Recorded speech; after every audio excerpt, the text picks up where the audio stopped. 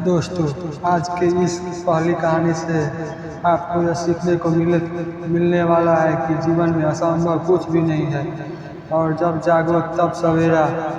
अगर आपको ये लगता है कि मैं बहुत ही से बुरे काम किए हैं और अब इन गलत कामों को सुधारने के लिए कोई भी विकल्प नहीं है, तो आपको गौतम बुद्ध के जीवन की कहानियाँ अवश्य सुननी चाहिए। गौतम बुद्ध और उंगलीमाल की कहानी। एक दिन वृद्ध शास्त्री के ही एक गांव में भिक्षाटन के लिए पहुंचे हैं। जब बुद्ध गांव में प्रवेश करते हैं तो देखते हैं कि पूरे गांव में सन्नाटा छाया हुआ है। दूर दूर कोई व्यक्ति नजर नहीं आ रहा था। बुद्ध उस गांव के पहले द्वार पर जाते हैं और कहते हैं, भिक्षाम देहि, परंतु भीतर से आवाज कुछ नहीं आता है। बुद्ध दूसरे द्वार पर जाते हैं परंतु कोई दरवाज़ा नहीं खोलता है। बुद्ध तीसरे द्वार पर जाते हैं परंतु उस द्वार से भी व्यक्ति बाहर नहीं आता।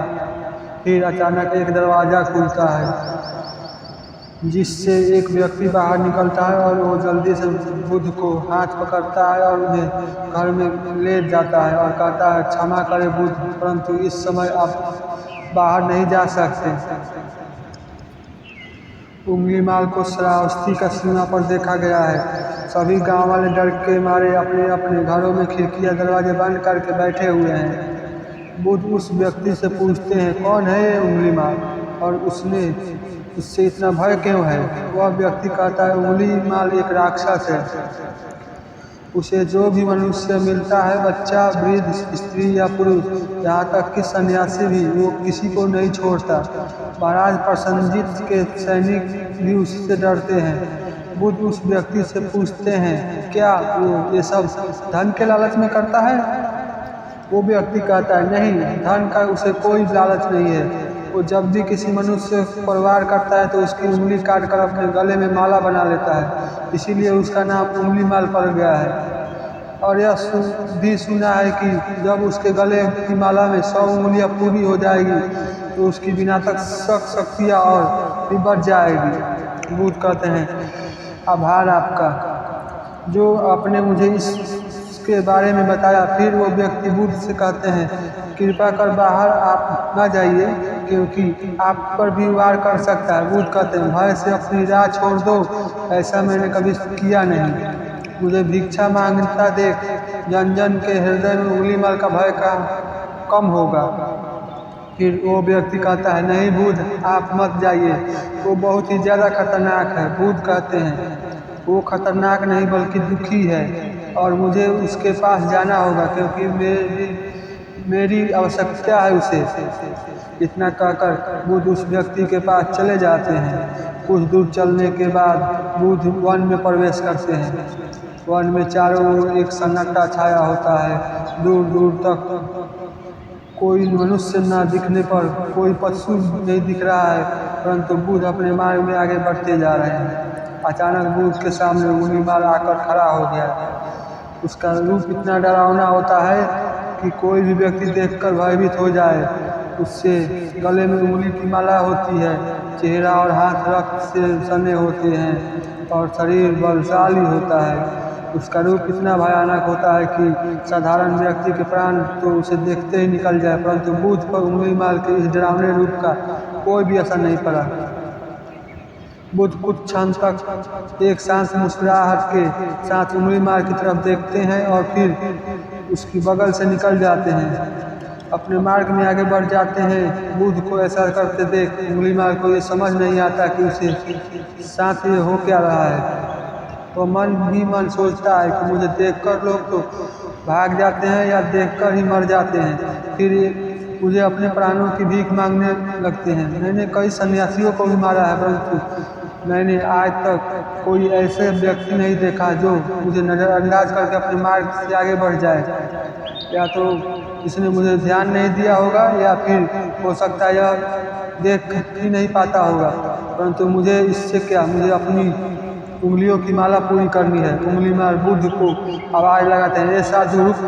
फिर भी उंगलीमाल नज़रअंदाज करते हुए अपने मार्ग में आगे बढ़ते रहते हैं। उंगलीमाल बुद्ध के पास जाता है और कहता है, मेरे आदेश देने के बाद भी तू रुका क्यों नहीं?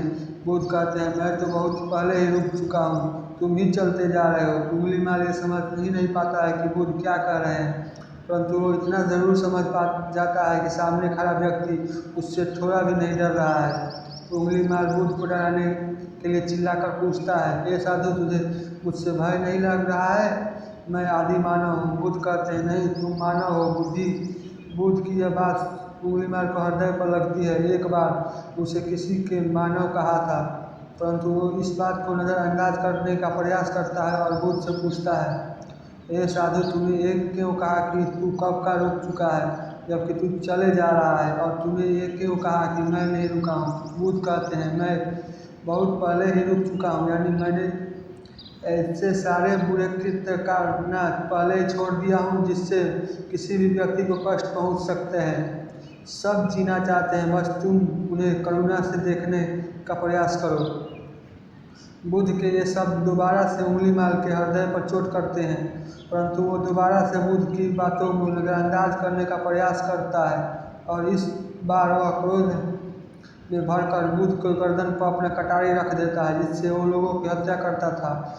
और बुद्ध ने से चिल्लाकर कहता है, नहीं, मानव में ना तो प्रेम है और ना ही करुणा, सिर्फ छल और कपट है, इसलिए मैं सबकी हत्या करूंगा और किसी को जीवित नहीं छोड़ूंगा। बुद्ध कहते हैं तुम्हें लोगों को बहुत दुख दिया है। उंगली मार क्रूरता मनुष्य अज्ञान के कारण ही करता है। ईर्ष्या, द्वेष, मोह, माया ये सभी अज्ञान की ही संतानें हैं, परंतु वो व्यक्ति है जिसके दया, करुणा, सद्भाव और समझ का उदय भी होता है। उंगली मार यदि इस जीवन को क्रूर और निष्ठुर लोग है तो दयावान भी है। बस तुम्हें अपनी आंखों से इस अंधेपन की इस पट्टी को हटाना होगा जो तुम्हें केवल बुराइयां ही दिखा रही है। तीसरी बार बुद्ध के शब्दों को सुन उंगली मार की खुद पर से संयम हट जाता है। उसे समझ नहीं आता कि पत्नी पहली बार उसे अपना आपा कितना कमज़ोर क्यों महसूस हो रहा है। वह कोशिश तो करता है क्रोध करने की, परंतु कर नहीं पाता।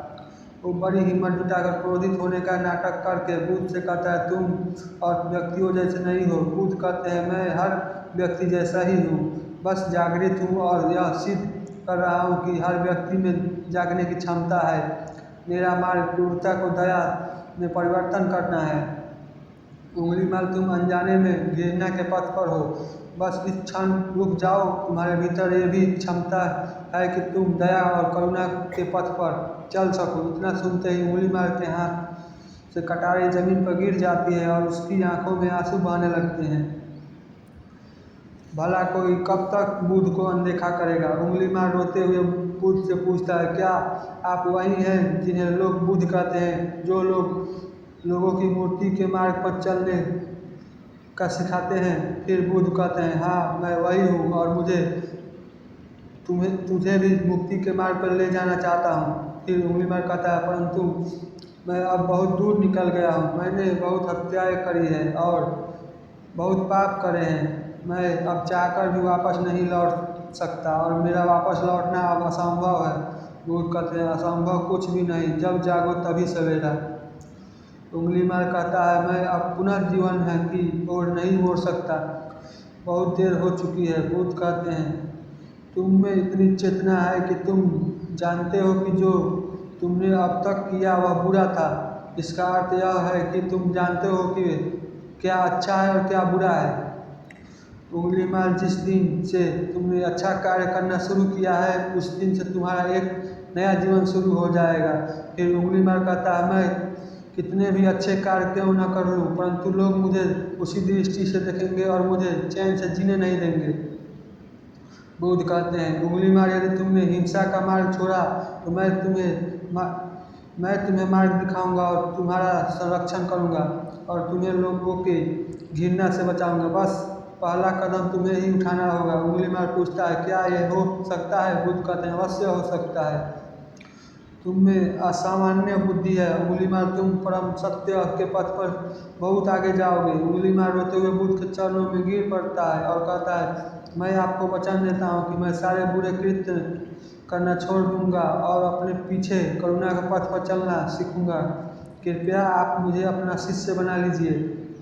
बुद्ध कहते हैं, मैं किसी को अपना शिष्य नहीं बनाता, बल्कि व्यक्ति स्वयं मेरे संग से जुड़ते हैं, उंगलीमल उसी समय बुद्ध का भिक्षुक बन जाता है। यहाँ पर एक बात समझनी जरूरी है कि बुद्ध की कोई भी शिष्य या भिक्षुक नहीं मानते। जो भी व्यक्ति उनके साथ जुड़ता है वो केवल मार्ग दिखाते थे और वो उस मार्ग पर चलता था। भिक्षुक और शिष्य सब केवल संघ से जुड़ने वाले लोगों की पहचान होती है। कहानी में आगे बढ़ते हैं। बुद्ध का भिक्षुक बनने के बाद उसका नाम अहिंसक पड़ जाता है। फिर बुद्ध ने जैसा उसका नाम रखा था और ठीक वैसा ही वह बन चुका था। दोस्तों, आइए जानते हैं कि कैसे उंगलीमाल राक्षस का अहिंसक बना। इससे जानने के लिए इस कहानी के अंत तक बने रहिए। जब अहिंसक प्रथम बार अन्य भिक्षुकों के साथ गांव में भिक्षाटन के लिए जाता था तो गांव के कुछ लोग उससे बदला लेने के लिए लाठी से डंडों से पीटने लगते थे। जब ये बात बुद्ध को पता चलती है तो तुरंत उसे बचाने के लिए उसके पास पहुंचता है और अपने शरीर के उन लाठी डंडों के बीच में लाया आता है जो अहिंसक को पड़ रहा था। बुद्ध को देखकर गांव वाले डंडे को पत्थर मारना बंद करते हैं। सभी लोग बुद्ध से कहते हैं, बुद्ध क्यों आप इस हत्यारे उंगली में रक्षा कर रहे हैं? न जाने कितने लोगों की जान ली हुई है इसने। बुद्ध कहते हैं, अब यह उंगलीबान नहीं बल्कि इसका नाम अब अहिंसक है।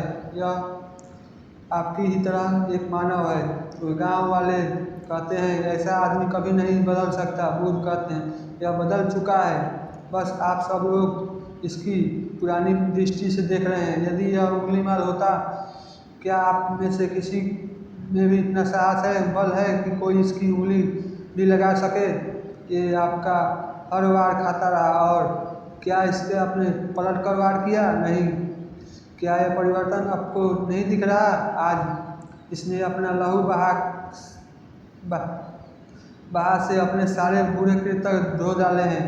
आप लोगों के द्वारा इतनी मार खाने के बाद इसकी आंखों में आपके लिए क्रोध नहीं है। क्या यह बदलाव आपको नहीं दिख रहा है? यह तो बदल गया, परंतु आप कब बदलोगे? इतने में ही उन गाँव वालों की एक स्त्री कहते हैं, यह परिवर्तन मैंने स्वयं देखा है। वो स्त्री गांव वालों से कहती है,